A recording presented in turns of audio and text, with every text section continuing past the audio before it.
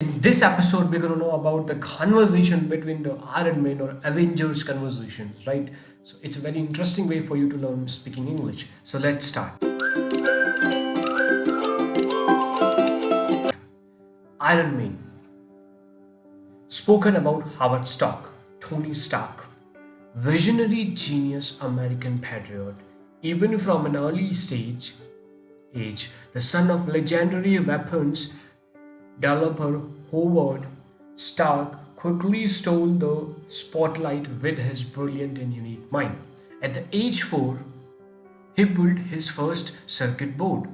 At age 6, he first engine, and at 17, he graduated summa cum laude from MT. Then, the passing of a titan, Howard Stark's lifelong friend and ally, Obadiah Sen, steps in to help fill the gap left by the legendary founder.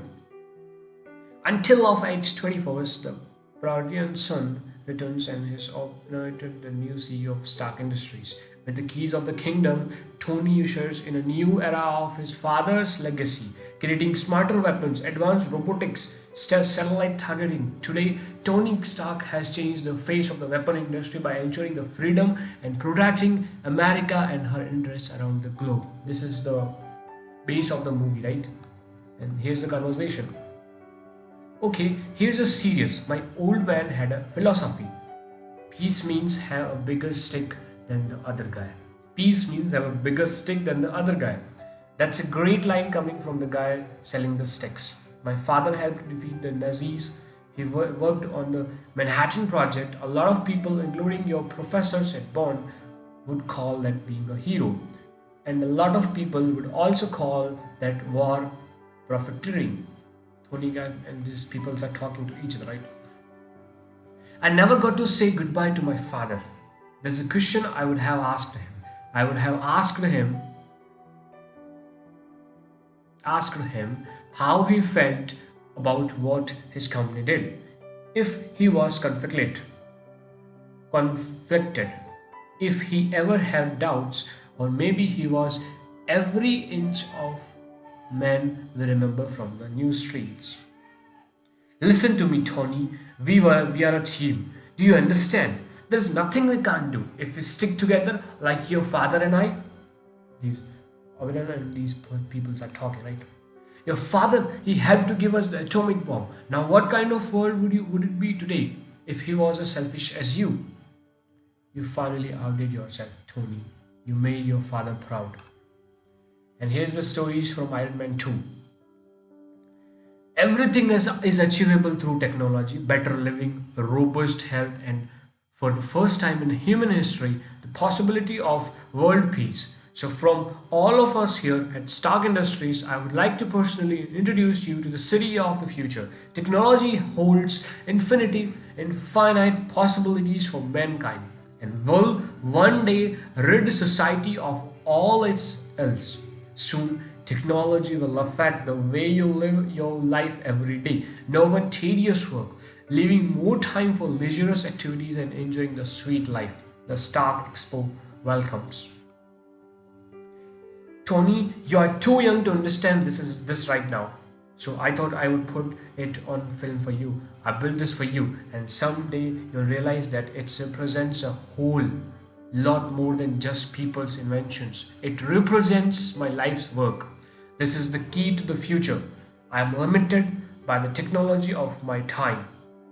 But one day you will figure this out, and when you do, you will change the world.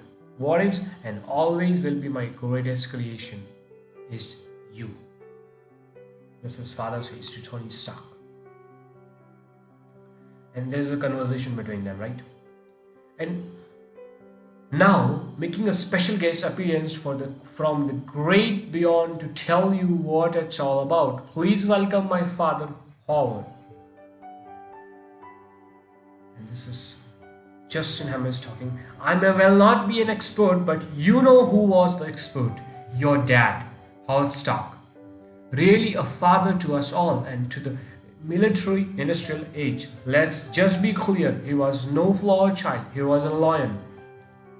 Apparently, you knew him better than I did. As a matter of fact, I did. He was one of the founding members of SHIELD. He was cold, he was calculating, he never told me he loved me, he never even told me he liked me. That's what Tony Stark said. Now we are going to come with the story of the next movie because we will come this movie to the end game, right? So there's the Captain America, the first Avenger, right? The moment you think you know what's going on in a woman's head is the moment you goose as well and truly cooked. That's what Stark said. Just keep working. Here's another dialogues. Seems harmless enough. Hard to see what all the fuzz is about. Gets throwback. Write them down. Fondue is just cheese and bread, my friend. Skimlet's working with the powers beyond our capabilities. He gets across the Atlantic. He will wipe out the entire eastern seaboards in an hour. Here's the dialogues. Mr. Stark, how are your levels? Levels at 100%. We may dim half the lights in Brooklyn, but we are ready, as well as ever be, as we will ever be. It's Barrison and Howard Stark is talking. I had some ideas about the uniform. Whatever you want, Paul. What about this one? No, that's a prototype. What's it made of? Vibranium. It's stronger than steel and a third the weight. It's completely vibration absorbent. Steel and Howard Stark. The Avenger. This is the movies I don't like. Hydra's secret weapon. Howard Stark finished that out of the ocean when he was looking for you. He thought, what we think. The Tesseract could be the key to the unlimited sustainable energy. That's something the world sorely needs. That's the guy my dad never shuts up about, wondering if they should have kept this on ice, him on ice. Avengers, the Age of Ultron, right? If this guy got out of Wakanda with some of their trade goals, I heard your father said he got the last of it. Ant-Man. I think our first move should be calling the Avengers. I have spent half of my life trying to keep this technology out of the hands of a Stark. I'm sure as hell not going to hand deliver it to one now. The PIM particle is a miracle. Please don't let your past determine the future. As long as I'm alive, nobody will ever get that formula. Howard Stark and Hank Pym is talking, right? It's the Captain America, the Civil War movies dialogues, right? Help my wife, right? Because Howard Stark to the Winter Soldiers. Sergeant Barnes, that's the Captain America. Howard Stark's talking to him, right? I'm glad Howard got married. I only knew him while he was young and single. That shield doesn't belong to you. You don't deserve it. My father made that shield. Iron Man to Captain America. And now we are entering in a Spider-Man homecoming. It's not working out. I'm gonna need to the suit back. For how long? Forever. Yeah, that's how it works. No, please. Let's have it. Please. This is all I have. I am nothing without the suit. If you are nothing without the suit, then you shouldn't have it, okay? God, I sound like my dad. Tony Stark to Peter Parker.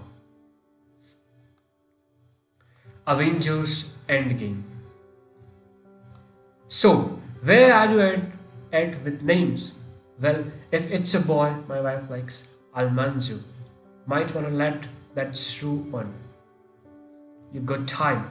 Let me ask you a question. When your kid was born, were you nervous?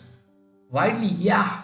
Did you feel qualified? Like you had any idea how to successfully operate that thing? I literally pieced it together as well. I thought about what my dad did, and my old man, he never met a problem he couldn't solve with a blunt. I thought my dad was tough on me, and now looking back, I just remember the good stuff. He did drop the old pole. Yeah, like what? No amount of money ever bought a second of time. Smart guy. He did his best. Let me tell you, that kid's not even here yet, and there's nothing I wouldn't do for him. Good to meet you, Potts. Yeah, Howard. Everything is gonna be alright. Thank you for everything you have done for this country. Howard Potts and Howard Stark is talking. Agents of Shields. Spoken about Howard Stark, Agent Carter. What the hell is all this stuff? Dangerous right now. We need to contain everything and get it out in enemy territory. Mr. Stark plans to go through it tonight. Well, these things can't simply be boxed up. Someone needs to establish a permanent unit during peacetime to keep dangerous technology contained and watch our people like Stark who are toying with it. Until then, all we can do is box it up, lock it up, and dedicate ourselves to making sure it never sees the light of the day. Agent Carter. I knew Hall Stark during the war. His help was invaluable.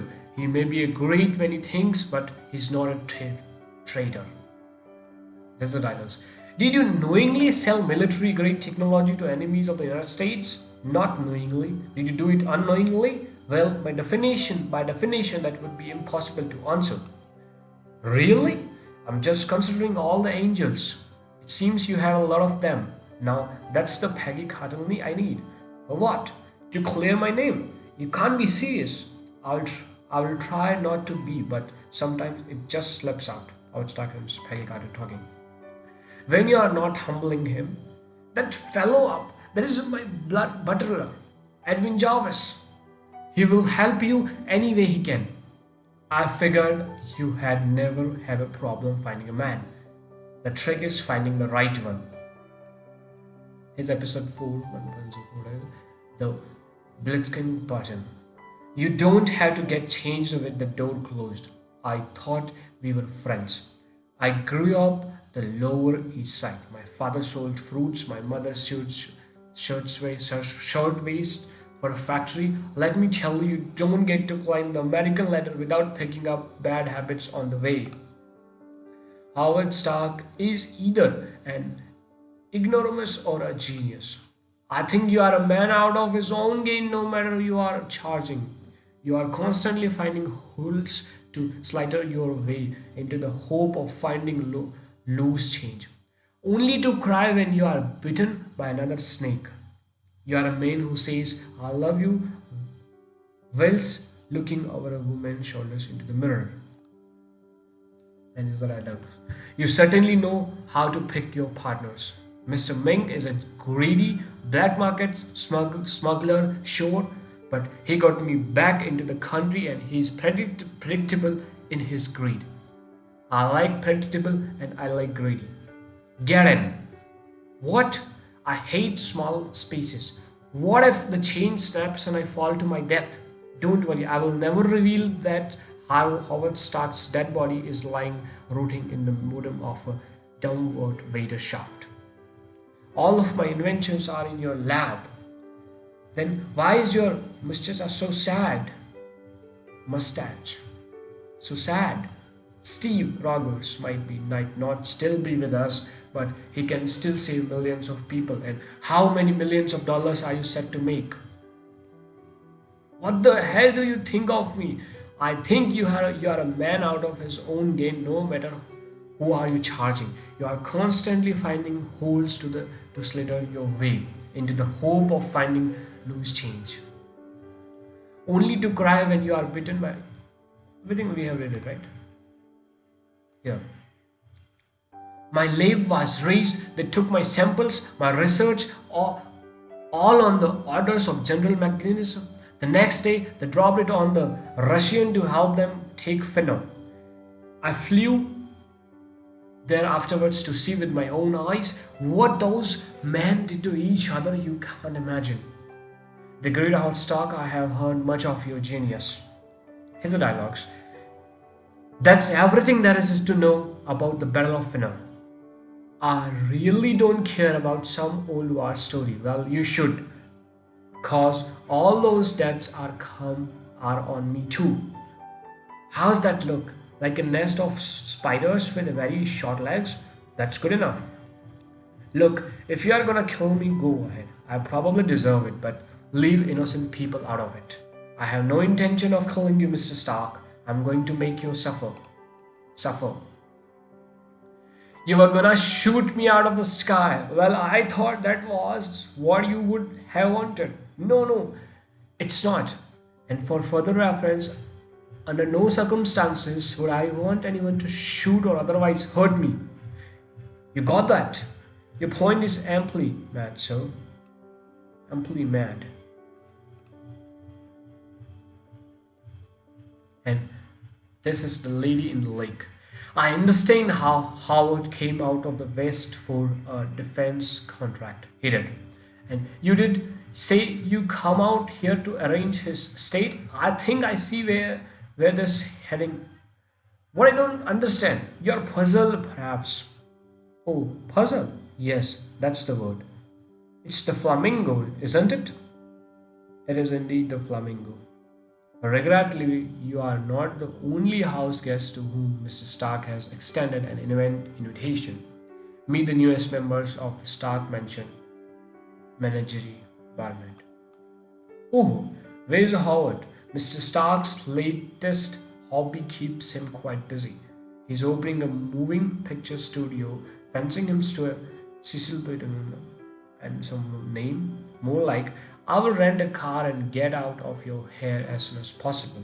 Oh no, with Mrs. Stark out of town, I can easily shadow you from place to place. Please, at least until Mr. Stark returns, allow me to drive you around. When can we accept our esteemed Mrs. Stark to return from the pre-productions of his motion pictures? That depends on how long the location scouts allows Mrs. Stark to scout her locations. Should we read more?